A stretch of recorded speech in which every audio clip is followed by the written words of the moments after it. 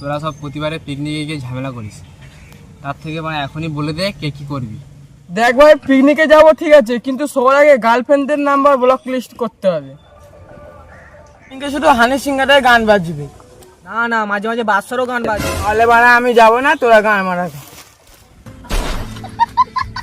ঠিক আছে, তাহলে হানি সিং এরই গান হবে। বিয়ার থাকলে বাড়া খাবো না, শুধু মদ আর মাংস খাবো। বেশ বাড়া, যেটা পাবো সেটা খাবো। মুরগির মাংস খাবো না বাড়া, খাসির মাংস খাবো। বাড়া কত টাকা দিছিস?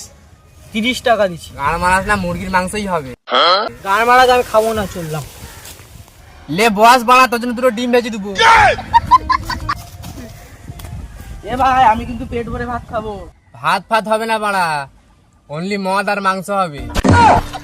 একটা সব থেকে বেশি ইম্পর্টেন্ট কথা, আমাদের পিকনিকে প্রতিবারে এই ঝামেলাটা হয়, রান্না করতে করতে কোনো মেয়ে দেখা হবে না।